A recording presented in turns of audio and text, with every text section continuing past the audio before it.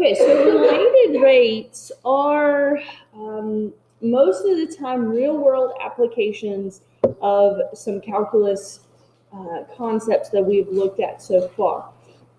So let's just jump into one so you can see what I'm talking about. The first example here that we're going to look at, we're just going to start with identifying units and identifying values because, again, they will always be word problems, so you've got to interpret the information that they give you. You've got to figure out what equation you need to use and things like that. So this one says the base B of t of a triangle is decreasing at a rate of 13 meters per hour, and the height of the triangle is increasing at a rate of 6 meters per hour. At a certain instant t sub 0, the base is 5 meters and the height is 1 meter. What is the rate of change of the area of the triangle at that instant? So, a couple of takeaways from this. First of all, I always try to identify, well, what equation am I essentially using here? And the last sentence here tells me what is the rate of change of the area of the triangle. So that is the equation that we're going to be using. A of t is equal to, what's the area of a triangle? 1/2 base times height, or base times height divided by 2. However you learned it, it doesn't matter, just so you know that equation. Okay, 1/2 base times height. So I have seen related rates problems that involve area formulas, whether that be area of a triangle, area of a square. I've seen volume formulas. Sometimes they will give you a more complicated volume formula. So if it's like volume of a cone, sometimes they'll give you volume of a cone. Trying to think of ones that I've seen them give before. Volume of a cone is usually the most common one that I've seen them actually give. Sometimes this is going to involve the Pythagorean theorem. So we'll look at some examples with that. And I've also seen them involve trig. So we're going to look at an example of each of those. But this one, first of all, area of a triangle. So let's see here. Excuse me. Let's see what this question is asking us. It says, first of all, match each expression with its units. So the first expression that they're asking us about here is b prime of t. B prime of t. Well, b of t was identified as the base of the triangle. So if we're talking about b prime of t, that's a derivative. That's the derivative of the base. Well, in this case, we're talking about the rate at which that base is changing. So it says that it's decreasing at a rate of 13 meters per hour. Meters per hour is the units of b prime of t. Okay, b prime of t is meters per hour because it's the rate at which the base is changing. A of t sub 0.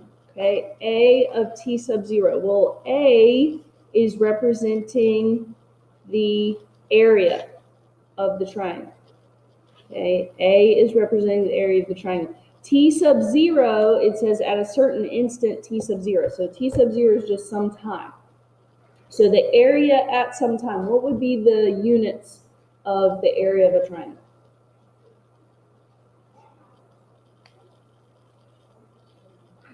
Meters squared. Okay, area is always your unit of measure squared, whether that be meters or feet or yards or miles or whatever it is, area is always meters squared.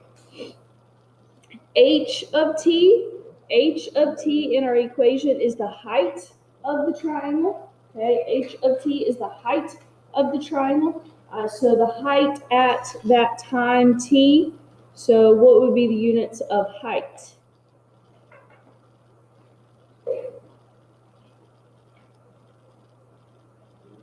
Just meters, okay? Our height and base are measured in meters here. So that's the units on the height.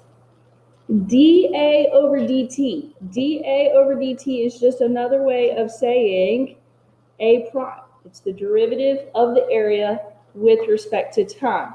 So if our area had units of meters squared, what would the derivative of area have units of? Meters squared per hour, because it's with respect to time. Yes, sir. So, for the first thing we did, like first versus like where B comes B, Mm-hmm. why was that not meters squared? Okay, because B just represented the base. The base is just in meters. Okay, the base is just in meters, and we're taking the derivative of that with respect to time. So we've got meters per unit of time. Yeah, it tells us. In this problem, it tells us that the base is decreasing at a rate. So when it says the base is decreasing at a rate, it's telling us B prime of t is negative 13 miles per hour. Or meters, excuse me, meters per hour. Okay. So then next, let's look at taking the specifics that they give us and matching the expression with its given value. So B of t sub 0, so the base, the length of the base at t sub 0, they tell us right here in the problem that at a certain instant t sub 0, the base is 5 meters. So B of t sub 0 is 5 meters. dB over dt, okay, dB over dt is B prime.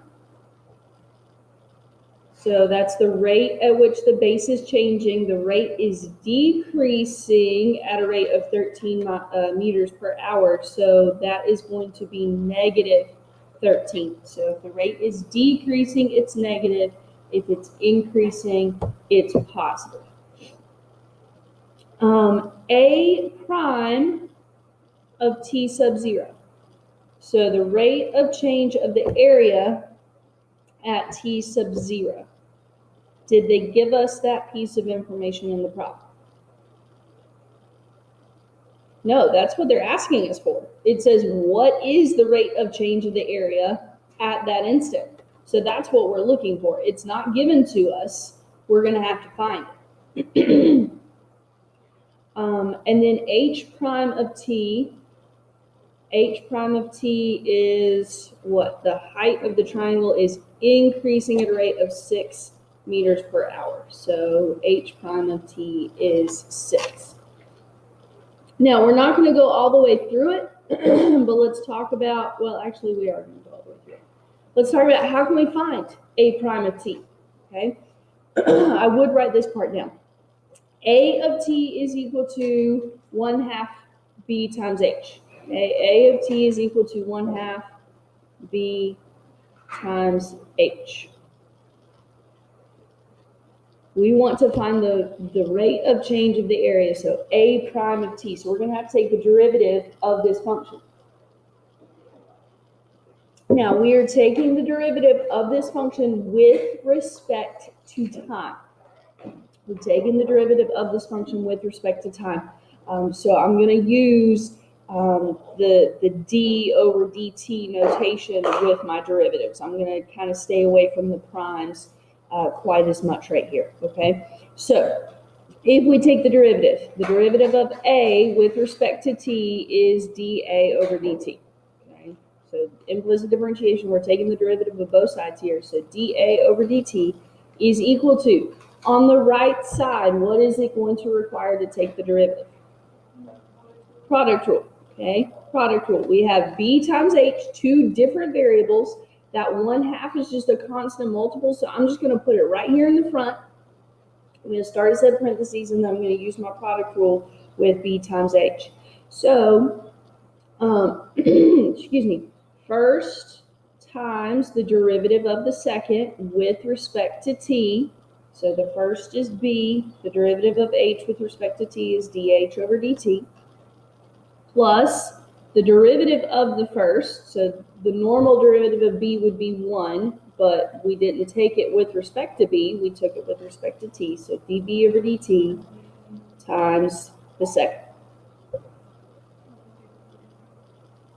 Okay.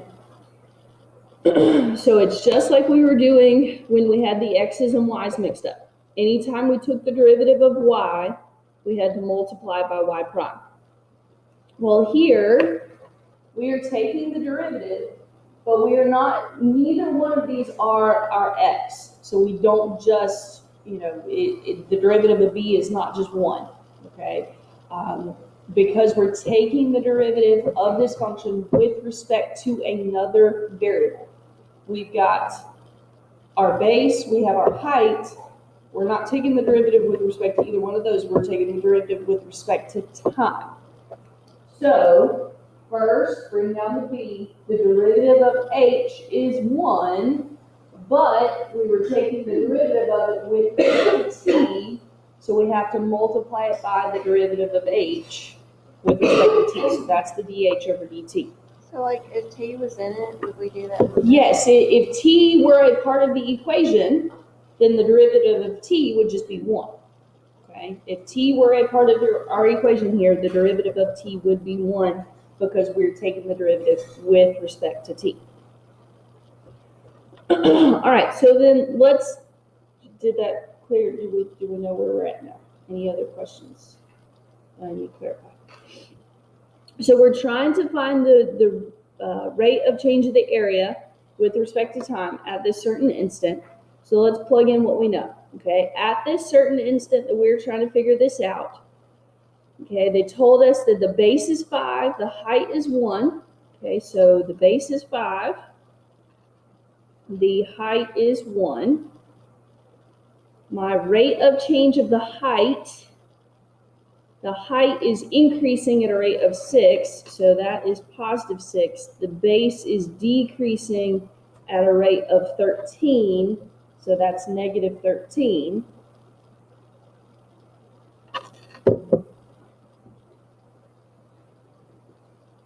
And so that's 30 minus 13, so that's what, 1/2 times 17. So 17 over 2 meters per hour, meters squared per hour, excuse me. Meters squared per hour would be our units here. We already established that, meters squared per hour. Because the area has units of meters squared, and it's changing over time, so our unit of time is hours.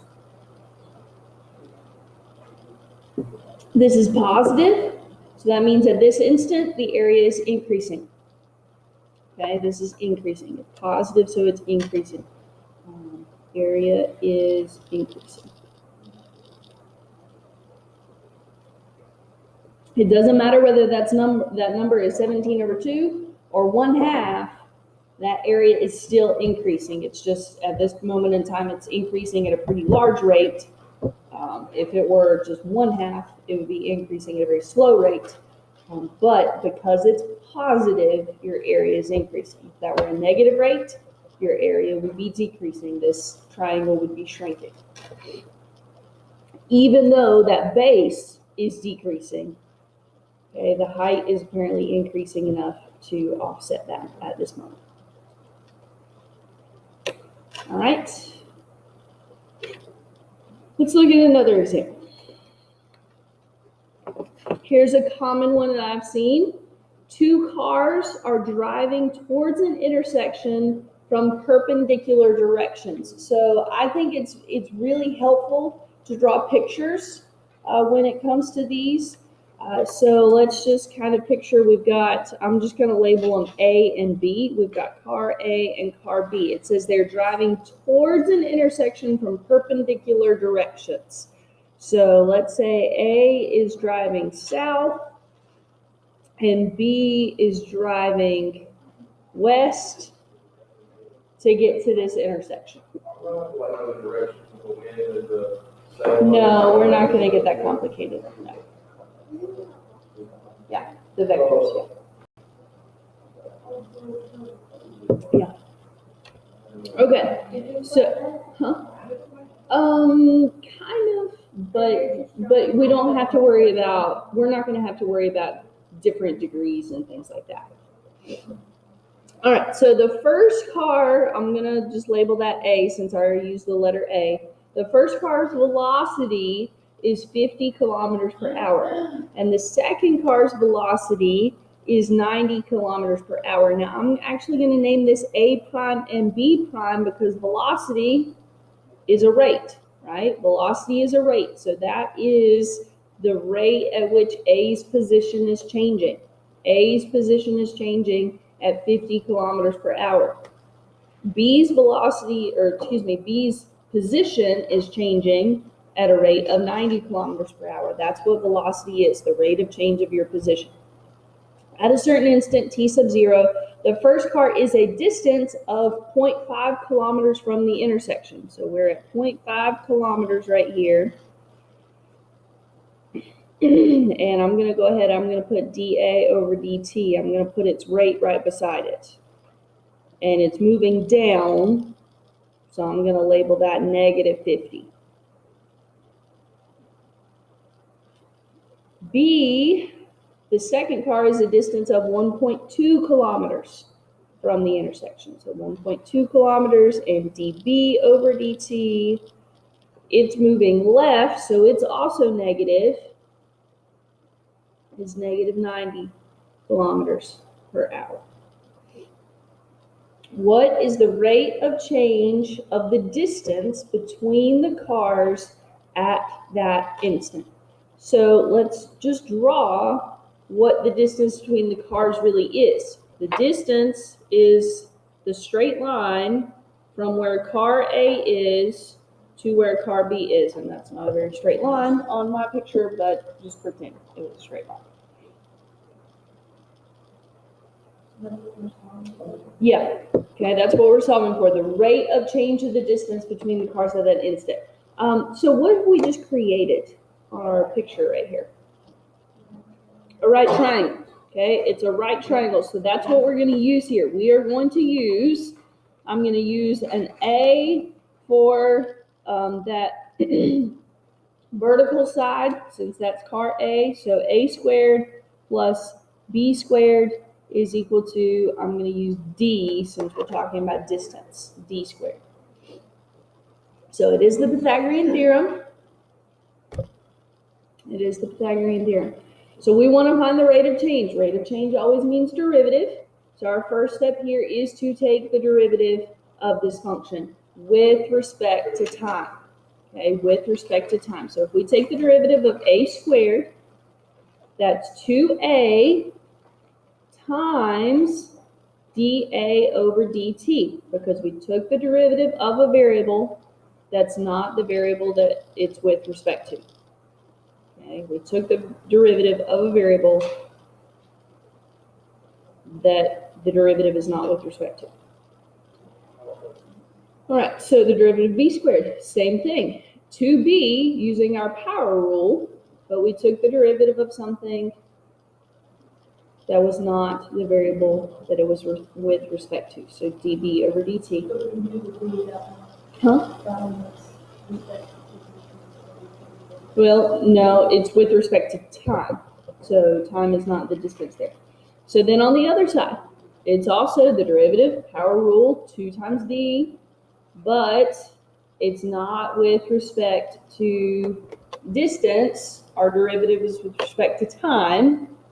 So usually they'll use something besides d for distance, but I just did it anyway. So dd over dt. No, can you cancel all the d's? No, because the d's represent the derivative. The d is not a variable, okay? This d right here is not a variable. This d is the derivative notation. This d over here is a variable, and that's why they usually don't use d in the equation. But anyways, that was just me being silly. All right, so we can simplify this equation just a little bit. Each term has a 2. You can divide the entire thing by 2. Okay, that'll cancel all those 2's. So let's see what we know. All right, A in our equation is representing the length of that side. Well, car A is 0.5 kilometers from that intersection, so that's the length of that side. So A is 0.5. dA over dt is the rate. That's the negative 50. I don't know why I just put that times down there. Times negative 50. Plus, the B is representing the side length, which in this case is representing the distance that car B is from the intersection, so that's 1.2. Its rate of change is negative 90. Okay, so when we get to the other side of the equation, we got two variables. We've got the distance d, and we have the rate of change of the distance, dd over dt. This is what we are looking for. This is our unknown, because it wants to know what is the rate of change. So that must mean that we can figure out what d is. Well, d is that hypotenuse. How do we solve for the hypotenuse? Pythagorean theorem, right? 0.5 squared plus 1.2 squared is equal to d squared. Now, I'm going to use my calculator. I'll give you all yours in a little bit. Maybe I'm going to use my calculator. There we go. 0.5 squared plus 1.2 squared square root 1.3 is d.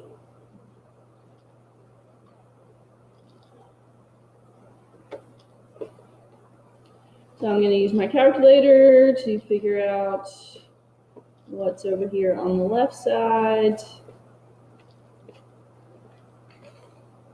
So we've got negative 133 on the left side is equal to 1.3 times dd over dt. How do we solve for our unknown?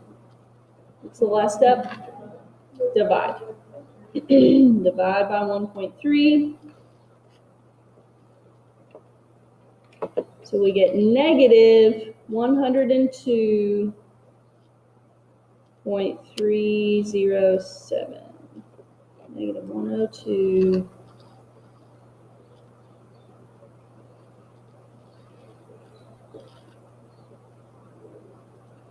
And let's see here. We are talking about the rate of change with respect to time, the rate of change of distance with respect to time. So that is in kilometers per hour. Okay, this time it's the same units as the other rates. Okay, sometimes it'll be different units, sometimes it'll be the same units. In this case, it is the same because we're just talking about the rate of change of a distance with respect to time. So it is decreasing very rapidly. Okay, it's negative, so that distance is decreasing, which makes sense because the cars are both coming towards the same intersection. So as they move along, they're getting closer to each other at a rate that's even faster than the rate at which they're traveling. Okay, just something to note about decimals and the AP exam. 3 digits after the decimal, you don't have to worry about what comes after it. Okay, just write down the first 3 digits. You do not have to round. Okay, you can just write down the first 3 digits. So anytime, now that I'm getting ready to give you your calculators, anytime you get a decimal, always, always, always put 3 digits. If the third digit is 0, put it anyways. Okay, I know we don't normally, but just be in the habit of always including 3 digits. So if that was 370, put the 0. Okay, put the 0. All right, here's another common problem here. A ladder leaning against a wall. Okay, a ladder leaning against the wall. There are 2 ways that this question can be asked. Let's look at this one first. A 20-meter ladder is leaning against a wall. So let's set up our scenario here. We've got a wall. We've got the ground. Our assumption is always going to be that the wall is perpendicular to the ground. We're going to pretend that my husband built the wall and he did it perfectly. So it is perpendicular to the ground. The ladder is leaning against the wall. So here's your ladder. It's a 20-meter ladder. A pretty long ladder, by the way.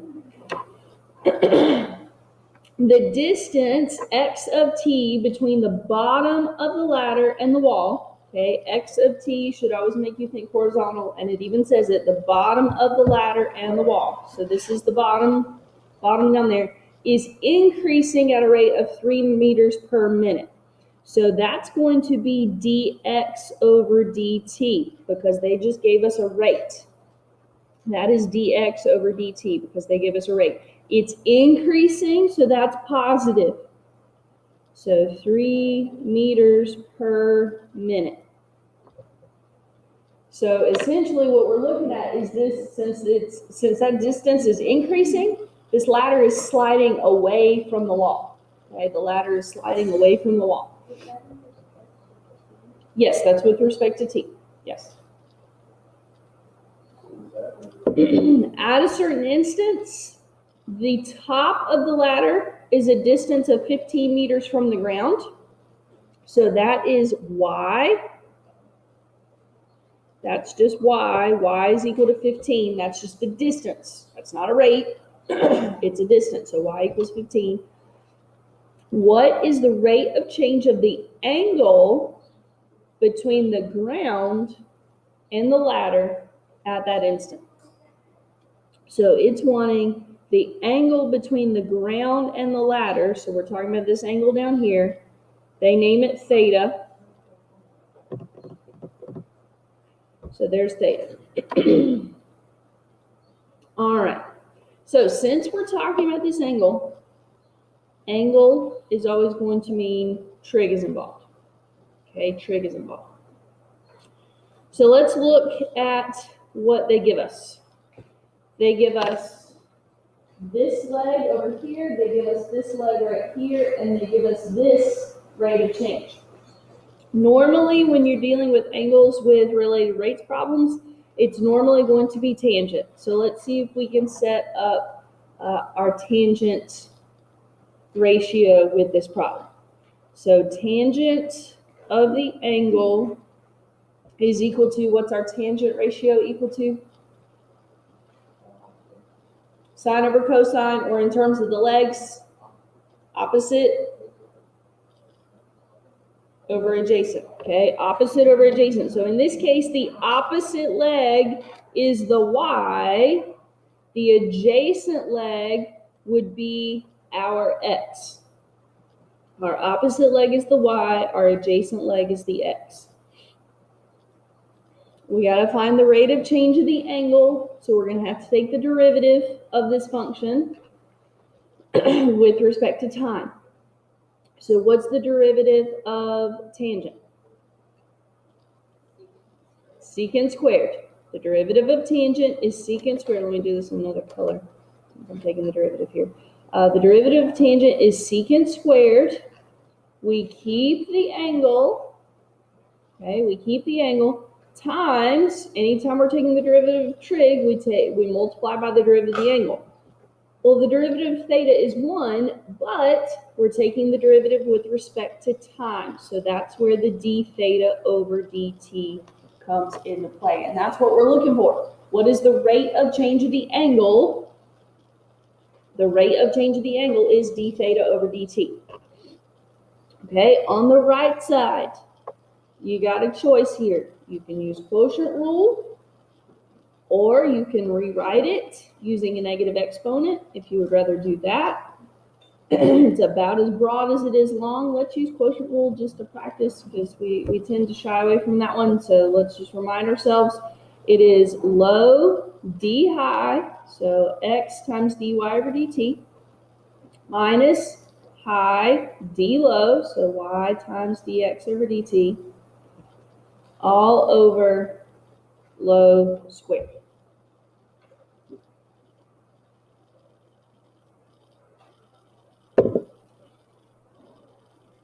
So let's see what we know in our equation right now.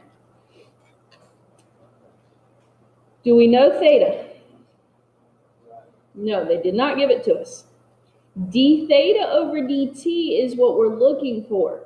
So that is the variable that we're solving for. So that means we must some way be able to figure out theta. So we'll get to that in just a second. Let's plug in what else we do know for sure.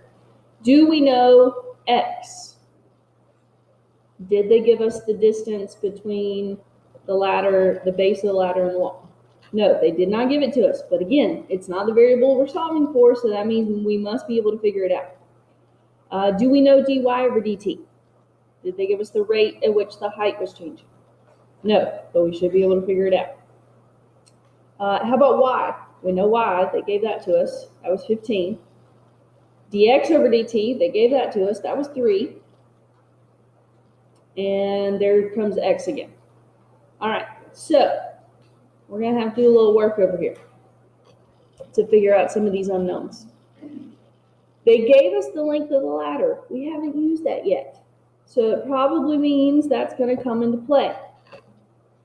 We know the hypotenuse and we know the height. We know 2 out of the 3 legs of the triangle. We can use Pythagorean theorem to find the other leg, right?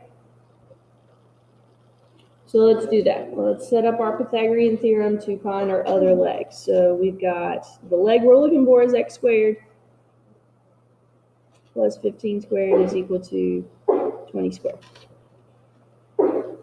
Bless you.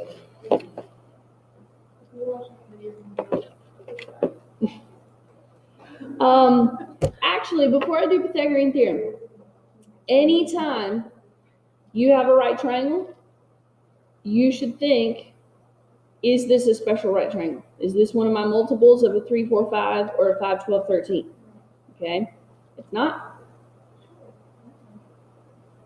Okay, multiple of a 3, 4, 5. Is 20 a multiple of 5? Yes. What do you multiply it by? 4. Okay. Is 15 a multiple of 3? Yes. What do we multiply by? 5. Okay. We didn't multiply them by the same number. Okay. 3 times 5 is 15. 5 times 4 is 20. You got to multiply them by the same number to be a multiple of a 3, 4, 5. So it's almost a 3, 4, 5, but it's not a 3, 4, 5. So we do have to use our calculator on this one. Okay. 20 squared minus 15 squared, 175. That's not a perfect square. I'm just going to leave it as the square root of 175. Okay. You do not want to round in the middle of a problem. Okay, you do not want to round in the middle of the problem. So leave that as the square root of 175. Not a big deal. AP exams cool with square roots. So let's plug that in over here where we see x. X is the square root of 175. And then we have the square root of 175 squared in that box. We still have a couple unknowns. We still don't know theta. We still don't know dy over dt. So let's set up our Pythagorean theorem again, but this time we're trying to find dy over dt, so we're going to take the derivative. So we have x squared plus y squared is equal to, does the hypotenuse change in this problem? Does the length of the hypotenuse change? No, because the hypotenuse is the ladder. The length of the ladder is not changing. So here's something that you can do in some of these related rate problems. If part of your model never changes, you can go ahead and plug in that constant value. If part of your model never changes, go ahead and plug in that constant value. So in this case, our hypotenuse was the ladder. The length of the ladder does not change. The ladder is staying the same. It's just sliding down this wall. So go ahead and plug it in because that's going to make your derivative easier, right? If we take the derivative of this, it's 2x dx over dt plus 2y dy over dt. What's the derivative of 20 squared? 0. 20 squared is a constant. The derivative of a constant is 0. Okay? Now, we can still go through and divide everything by 2 because 0 divided by 2 is 0. So let's plug in what we know. X is the square root of 175. Dx over dt is 3. Y is 15. Dy over dt is what we're looking for.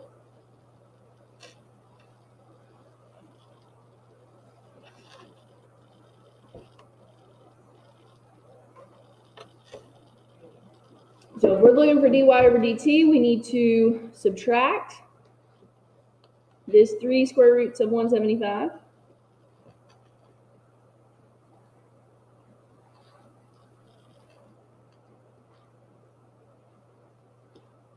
And divide everything by 15. I will go ahead and simplify the 3 over 15, right? It's negative square root 175 over 5.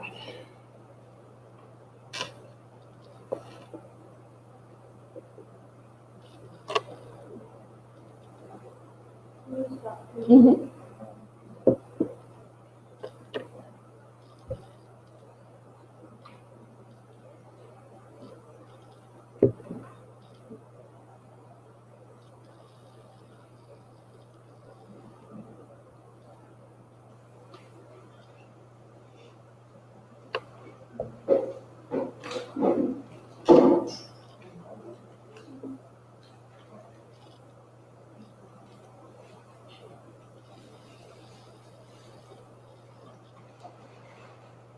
So, do what?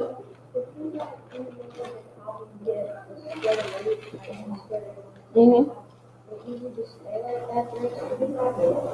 I would leave it, yeah. I would not get its decimal value until the very, very, very end, because rounding can affect your answer. So, so let's see here. So dy over dt was the negative square root of 175 over 5. So times negative square root 175 over 5. So we're getting closer. We're almost there. Okay, we're almost there. We got one more unknown that we need to find. We got to figure out what theta was. Okay, we got to figure out what theta was.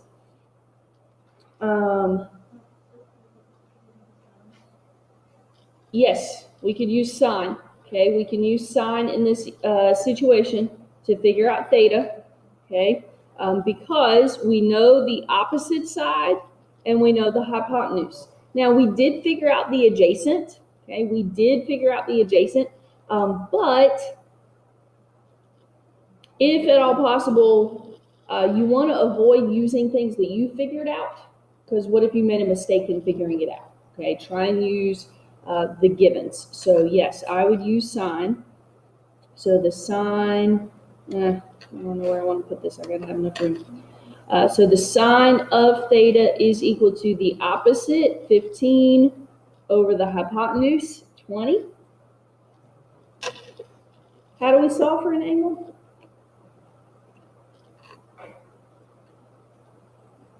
Inverse. Okay, inverse sine of 15 over 20. Usually we want to leave our calculator in radian mode, but in this case, I would rather have degrees. Whenever you're dealing with a real application, use degrees. I'm going to put this in here and see if it gives me a nice whole angle. If it doesn't, which it didn't, I'm going to leave it in my problem in the inverse sine form. Okay, I'm going to leave my inverse sine right here of 15 over 20, because I do not want to round in the middle of the problem.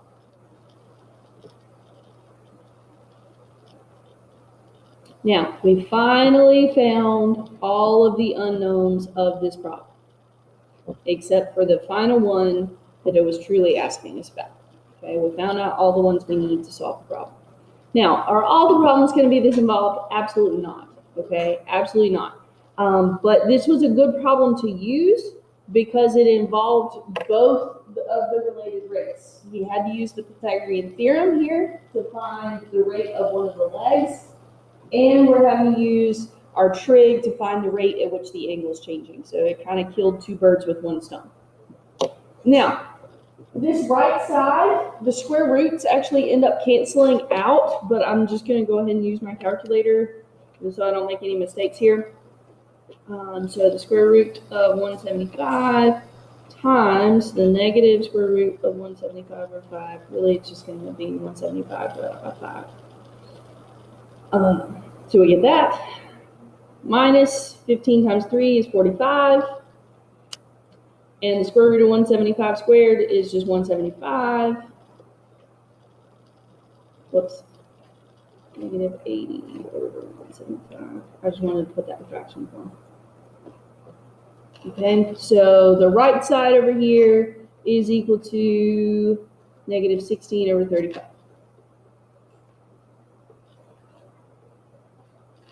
Over here on the left side, I have secant squared of sine inverse of 15 over 20 times d theta over dt. So to solve for d theta over dt, I'm going to divide by that big old trig expression right there. So technically, I could type it in all at once. I'm going to take it step by step. I'm going to do the inverse sine thing. Okay, inverse sine of 15 over 20. I'm going to store that value as x. Okay. Yes, it needs to be in degree mode. It needs to be in degree mode. Okay, so store that as, or wait, hang on. No, leave it in radian mode. Leave it in radian mode. My bad. Always radian mode. Okay, always radian mode unless the problem specifically states degrees. Leave it in radian mode. All right. So store that as x. Secant is 1 over cosine. So we've got to do 1 over the cosine of that number, because that number was inside of it, and then we square it. So that's the number in front of the d theta dt, 2.285. d theta over dt is equal to negative 16 over 35. So then we divide by the 2.285. So negative 16 over 35 divided by the answer. I don't even want to round that. Okay, I want to use either the answer function or store that 2.285 as x, because if you don't, you won't get, look, it came out to negative 0.2. If you rounded somewhere, you would not have gotten that exact answer. So d theta over dt is negative 0.2. This would be radians per minute.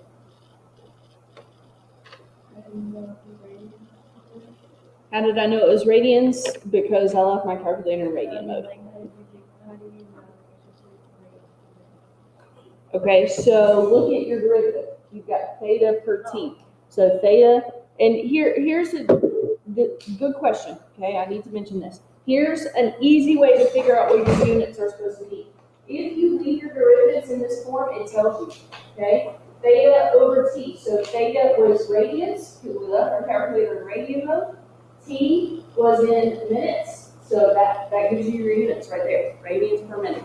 Okay, in the previous problem where we had the area, okay, that area problem, area is meters squared per our unit of time was hours, so that tells you what that should be. Here, distance was in kilometers, time was in hours, so it gives you your rates that you need right there.